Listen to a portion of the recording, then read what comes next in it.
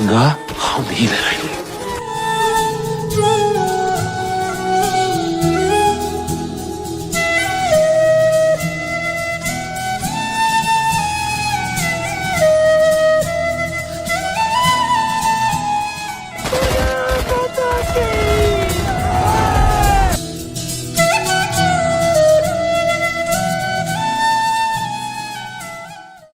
नमस्कार दोस्तों, मेरा नाम है अनिका और स्वागत है आपका द कॉन्स्टिट्यूशन टीवी रूबरू एक मुलाकात में। दोस्तों, आज हम रूबरू में एक ऐसे व्यक्ति के बारे में बात करने जा रहे हैं जो सूरमा थे, जो भारत माता के आंचल की रक्षा के लिए लड़े और जिन्हें उनके साथी हो या दुश्मन वो एक ही नाम से जानते हैं, शेरशाह। जी हाँ दोस्तों, आज हम परमवीर चक्र विजेता कैप्टन विक्रम बत्रा के बारे में बात करने जा रहे हैं, जिन्होंने कारगिल युद्ध के दौरान एक सर्वोच्च बलिदान दिया है। आज हमारे साथ मौजूद हैं कैप्टन विक्रम बत्रा के पिता श्री गिरधारी लाल बत्रा जी। गिरधारी जी, बहुत बहुत स्वागत है आपका द कॉन्स्टिट्यूशन टीवी रूबरू एक मुलाकात में। Thank you. सर, मैं आपसे पहले विक्रम बत्रा जी के बचपन के बारे में पूछना चाहती हूँ, उनकी बचपन की यादों के बारे में पूछना चाहती हूँ, क्योंकि जितने भी युवा हैं हमारे देश में वो ये ज़रूर जानना चाहते हैं कि शेरशाह का बचपन किस तरीके से बीता। शुरू से ही उनको डिफेंस में जाने का शौक था, आर्मी में जाने का शौक था, या कुछ ऐसी प्रेरणा रही जिसके मुताबिक आपको लगता है कि वो उस डिफेंस में गए?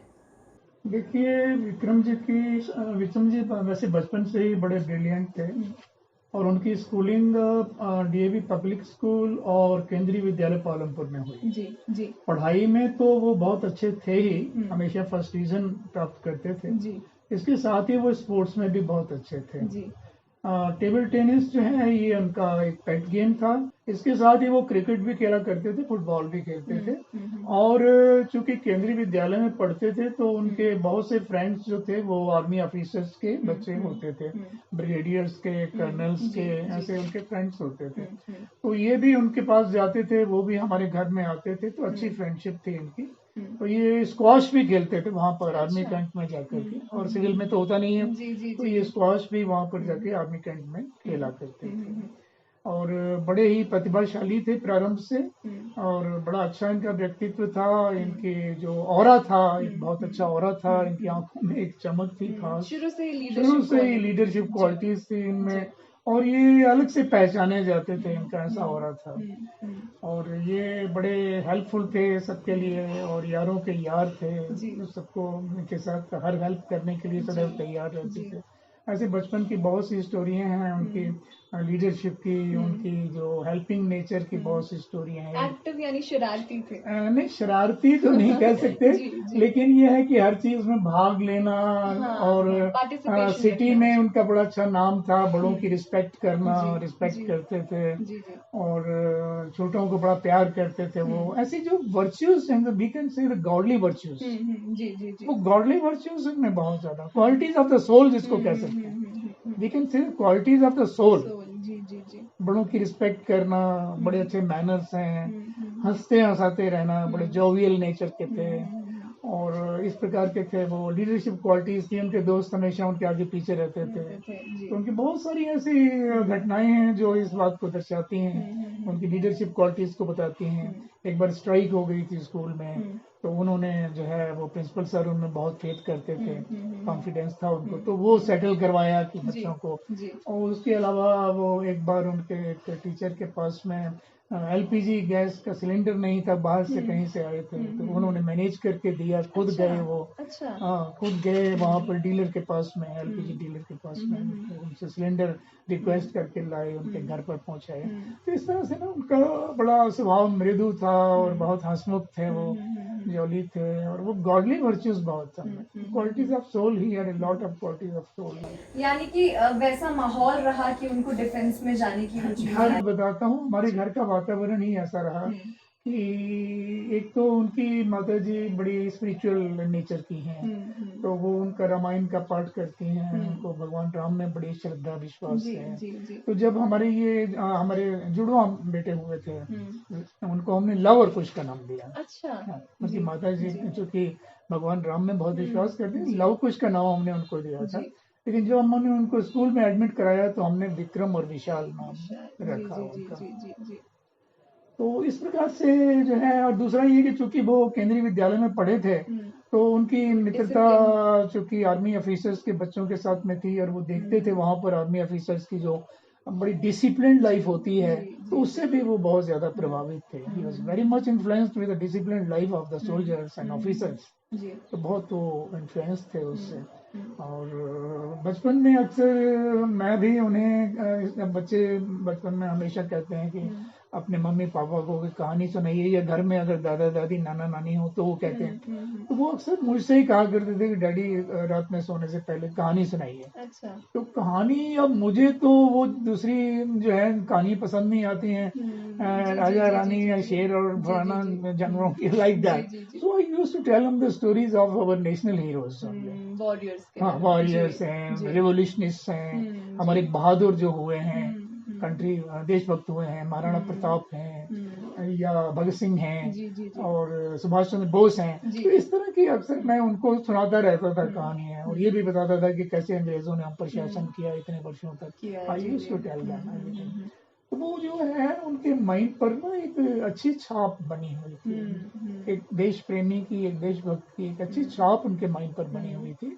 तो वो उनके भीतर भीतर में उन्होंने शायद ये सोच लिया था कि मैं आगे जाकर के आर्मी ऑफिसर बनूंगा.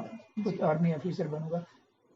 तो यहाँ से स्कूलिंग खत्म करने के बाद उनकी कॉलेज एजुकेशन के लिए उनको डीएवी कॉलेज चंडीगढ़ में एडमिट कराया. डीएवी कॉलेज सेक्टर 10 में चंडीगढ़ में जो है, वहाँ पर उनको एडमिट कराया. तो इनका साइंस स्ट्रीम था. वैसे स्कूल लेवल में तो इन्होंने दोनों स्ट्रीम रखे हुए थे, मेडिकल नॉन मेडिकल दोनों ही रखे हुए थे, लेकिन वहां पर इन्होंने कॉलेज में जो है जाकर के मेडिकल स्ट्रीम को ऑप्ट किया. तो वहां पर ये हॉस्टल में रहे 3 साल. और एनसीसी के लिए भी इन्होंने ऑप्ट किया था. ये एनसीसी में भी थे, कैडेट रहे हैं, एयर विंग में थे ये. अच्छा.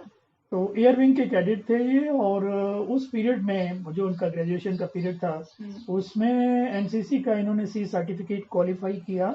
और इसके अलावा वो सीनियर अंडर ऑफिसर, जो कि एनसीसी की सबसे हायर रैंक मानी जाती है, वो सीनियर अंडर ऑफिसर भी बने. और इसके अलावा वो 2 बार नॉर्थ इंडिया में बेस्ट कैडेट सेलेक्ट हुए. अच्छा. हाँ, at national level. He was selected the best cadet 2 times in the North India. Okay. And he was selected for in participation in RD parade in 1994 at Delhi. 94 पे. जी. जो हमारी स्वतंत्रता दिवस की जो परेड होती है 26 जनवरी को दिल्ली में, उसके लिए भी उनका सिलेक्शन हुआ.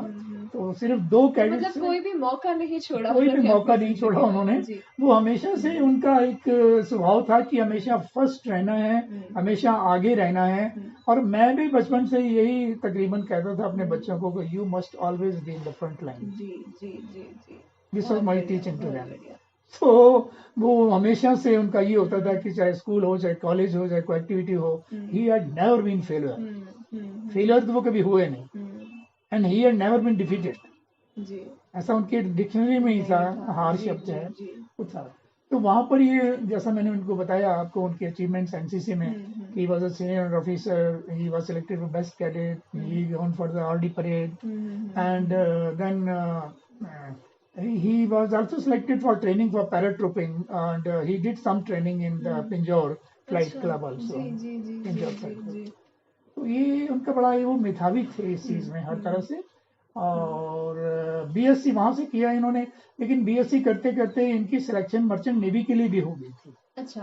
क्योंकि होता ये है कि जब आदमी ग्रेजुएशन कर रहा होता है तो उसके अंदर एक ही आइडिया क्रॉप अप करने लगता है कि मेरा कैरियर, वो करियर के बारे में सोचना. हाँ, है ना, सभी बच्चे हैं उनके होते हैं. तो वो then he tried for the merchant navy. हालांकि उनके दिल के किसी कोने में एक आर्मी अफसर बनने का एक मादा था, लेकिन अब वो पता नहीं होता है कि मैं कहाँ जाऊं. वो डिसीजन नहीं ले पाता है. He tried this and that. तो वो जो है उन्होंने बॉम्बे में गए वो, और बॉम्बे में उन्होंने रिटन टेस्ट दिया मर्चेंट नेवी का. There is a company, Barbara shipping company, जिसका हेड क्वार्टर जो है, बड़ी मशहूर कंपनी रही है ये, और इसका हेड क्वार्टर हांगकांग में बेस्ड था. अच्छा. It's a international company. तो ये एक बार गए वहां पर, इन्होंने इंटरव्यू दिया. इंटरव्यू इन्होंने क्वालिफाई किया. 400 कैंडिडेट्स में से कुछ थोड़े से रिटर्न क्वालिफाई किए थे, और फिर इंटरव्यू में और भी थोड़े से 20-25 जो है वो सिलेक्ट हुए थे. 2 बार ये गए, एक बार रिटर्न के लिए गए, second time he went again for the interview by voice. जी तो जब ये जाने लगे थे पहली बार, तो मैंने इनसे कहा था कि बेटा मैं आपके साथ चलता हूँ। और छोटी उम्र थी, अभी इतने बड़े तो थे नहीं, कॉलेज में ही थे, फर्स्ट ईयर सेकंड ईयर में, सेकंड ईयर में थे। तो कहने लगे नहीं नहीं नहीं, डोंट वरी। बहुत सेल्फ रिलायंट भी थे वो, सेल्फ रिलायंट थे। कहते नहीं रेडी, आपकी जरूरत नहीं है, मैं अकेला जाऊंगा, डोंट वरी, बिल्कुल चिंता मत करिए। ठीक है, अगर आप जा सकते हैं तो ठीक है। Then he went all alone. Okay. Both the times. Bombay, from this place to Bombay. तो सेलेक्ट हो गए वो, उनका फाइनल लेटर भी आ गया।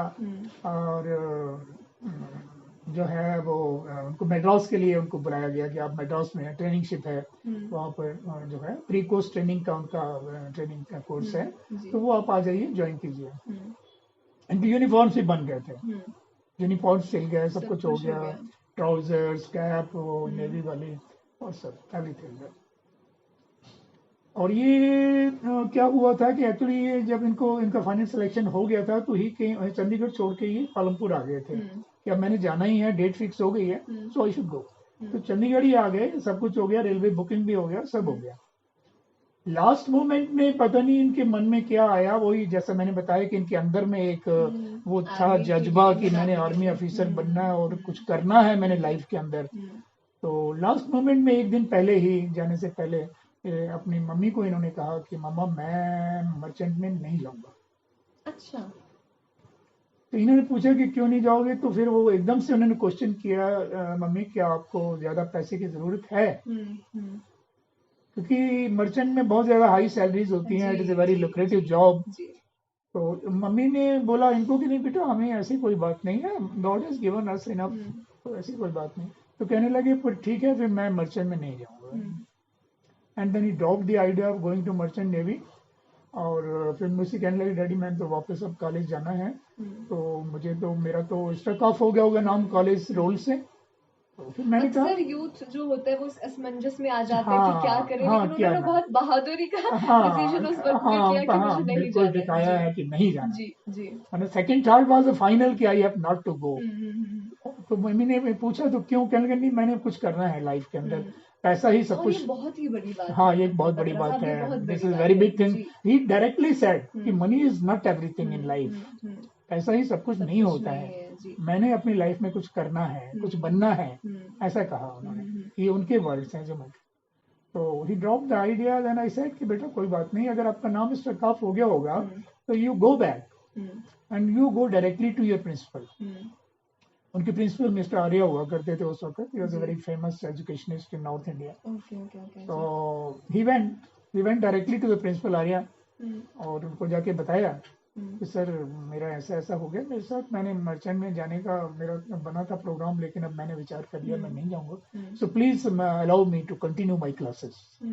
तो वो फिर उन्होंने कहा ठीक है, you join your classes and carry on. जैसे बत्रा साहब ने जब ये चीज कही कि मुझे मर्चेंट नेवी में नहीं जाना है, तो परिवार की तरफ से एक बार भी नहीं आया कि जाइए या नहीं? मैं एक चीज बताऊँ आपको कि मैं ना बड़ा शुरू से लिबरल रहा हूँ बच्चों के साथ जी। जब तक बच्चा कोई गलत बात नहीं करता है, कोई I was confident that my child can't go wrong, he is always on right track. If they will go on right wrong track then I can check, otherwise I had never check. बिल्कुल। So I was quite liberal in that way. So he went to college again and he did his BSc there, and after BSc he said, मुझे कहने लगे daddy मैं MA English join कर रहा हूँ Punjab university में। अच्छा।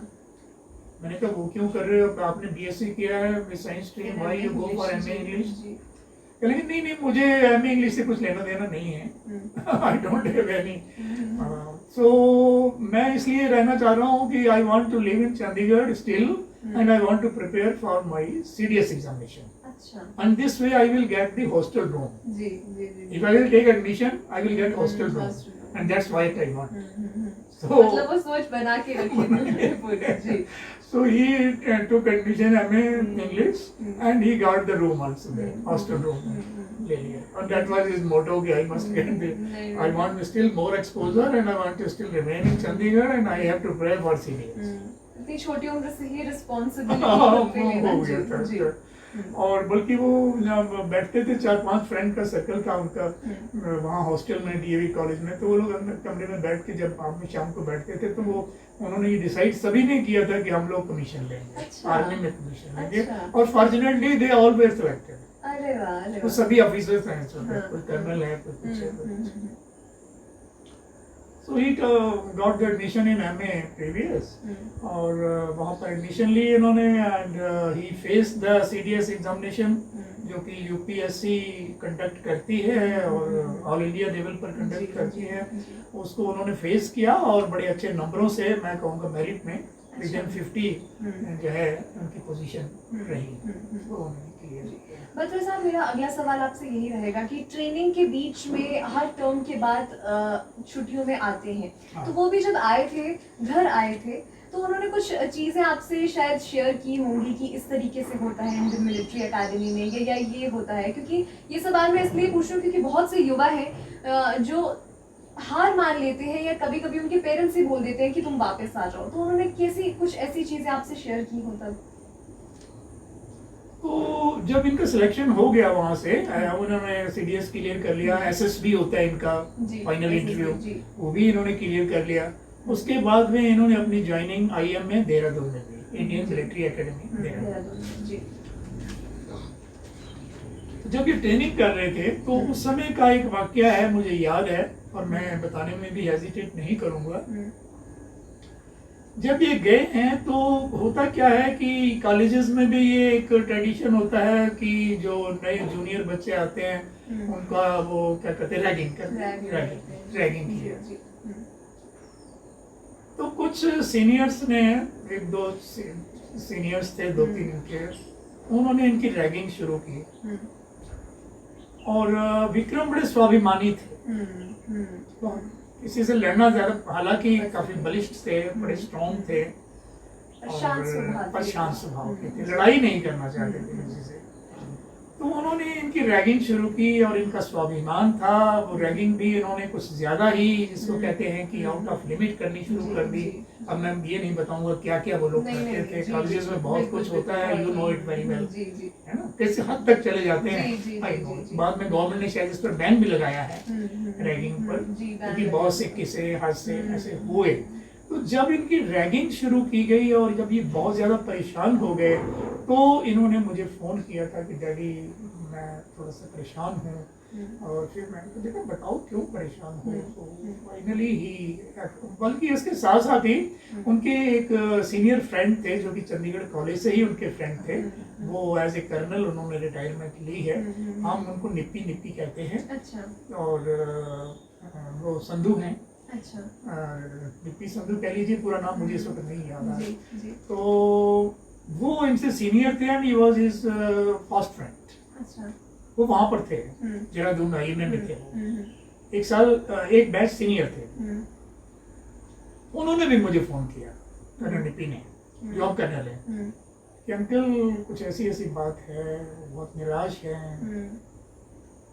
और थोड़ी सी उनसे भी मुझे पता लगा। तो फिर मैंने कहा कि निप्पी आप उनको समझाओ कि दिस इज टेम्परेरी फेज, कोई बात नहीं, ऐसा होता है।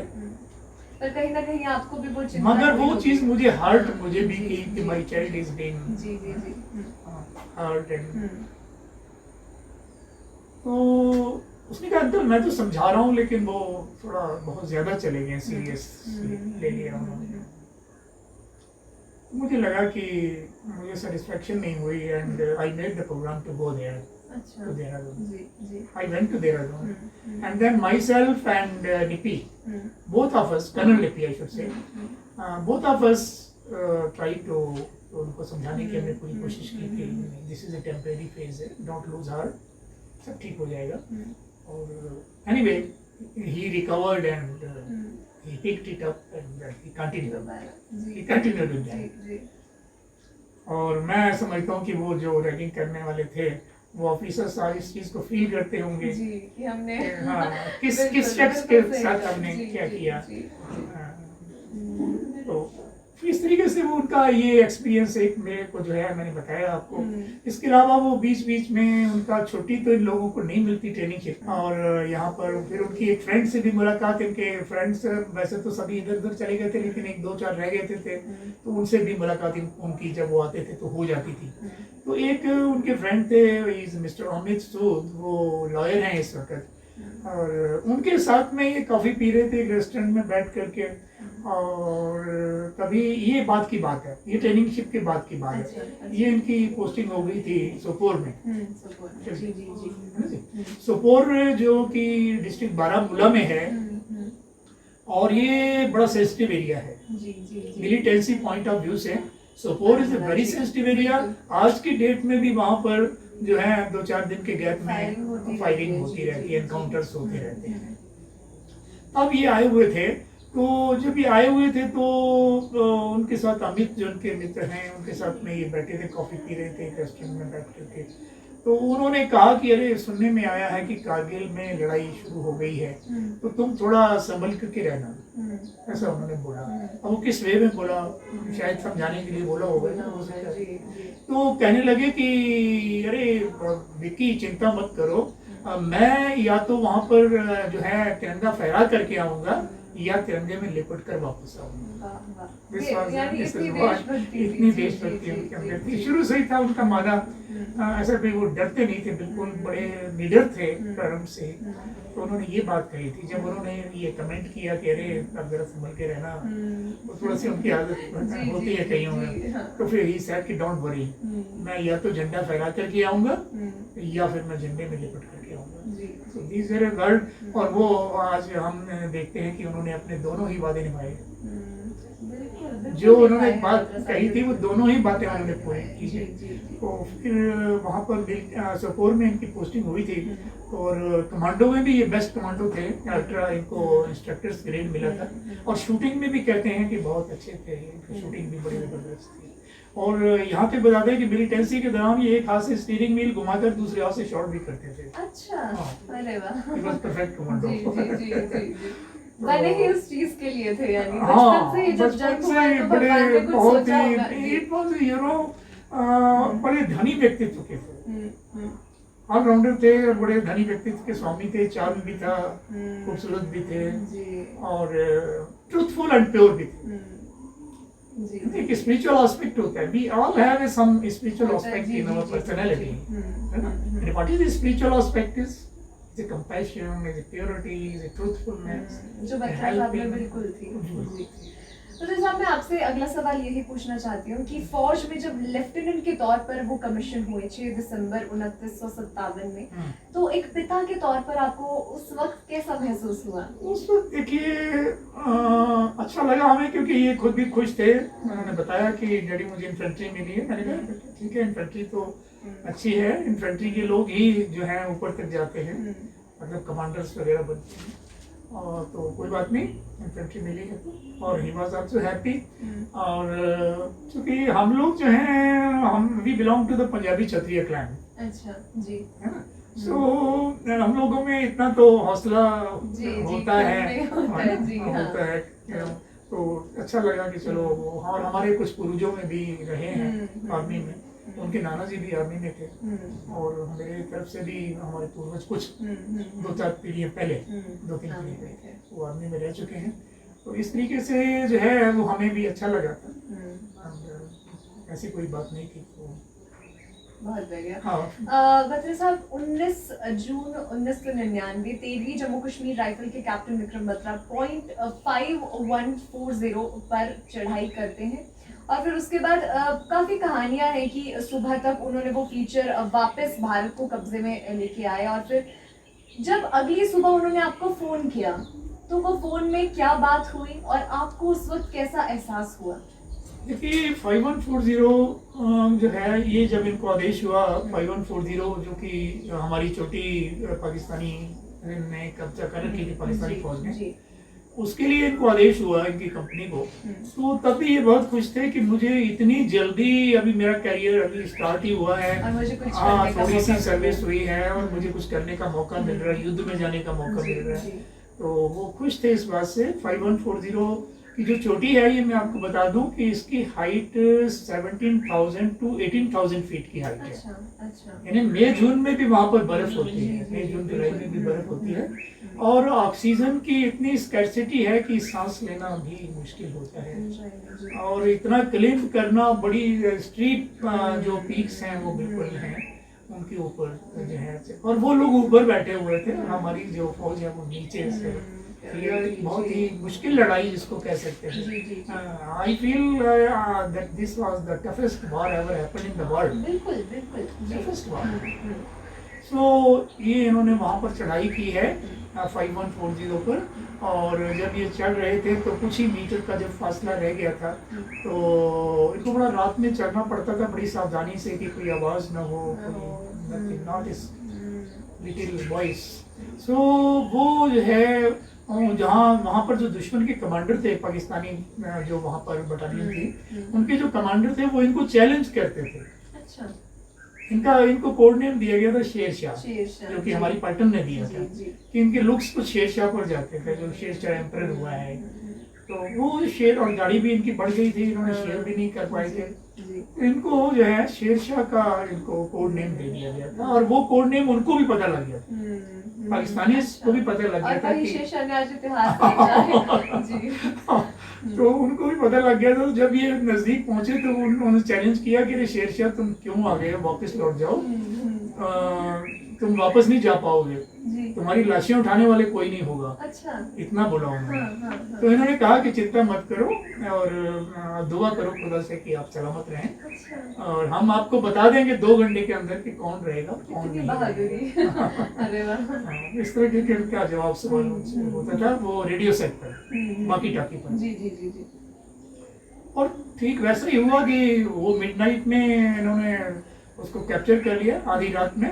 वहाँ पर इन्होंने 7 लोगों को मारा, अपनी कंपनी के साथ में मिलकर के 7 लोगों को मारा वहाँ पर, दुश्मनों को, और उसके साथ ही उनके बंकर्स डिस्ट्रॉय किए, 2-3 बंकर भी डिस्ट्रॉय किए, और कुछ लोग जो है वो चोटियों से गिर करके मर गए हैं और कुछ लोग भागने में सफल हो गए हैं। तो सुबह सुबह होते तक वो चोटी जो है 5140 वो हमारी विक्रम बत्रा उनकी कंपनी इन्होंने कैप्चर कर लिया। जी जी जी। तो इनका एक विक्ट्री सिग्नल था, इन्होंने जाने से पहले ये लोग एक विक्ट्री सिग्नल बना लेते हैं कि अगर हमारी विक्ट्री होती तो आई विल से दिस। अच्छा।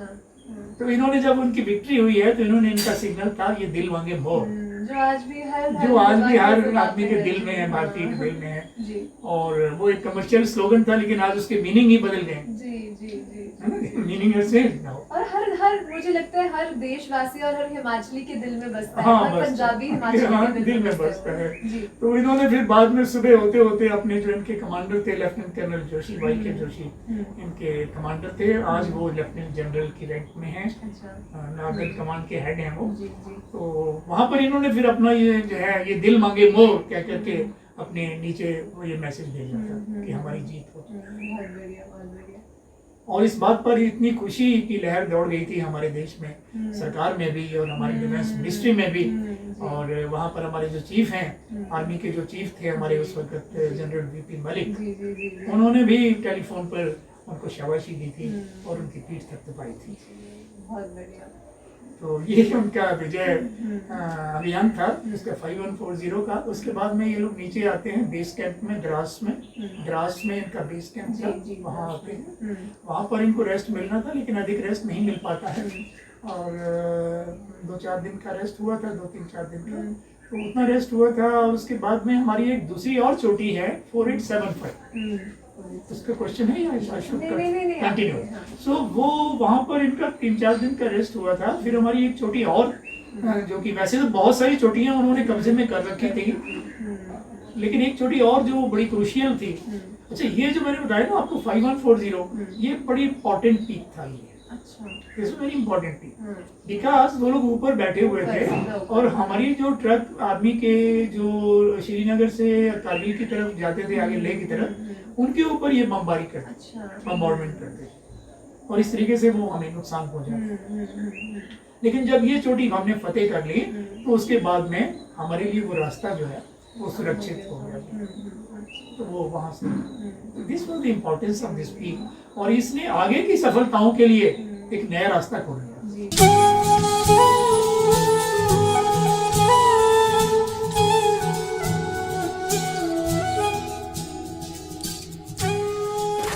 तिरंगा हम ही लहराएंगे।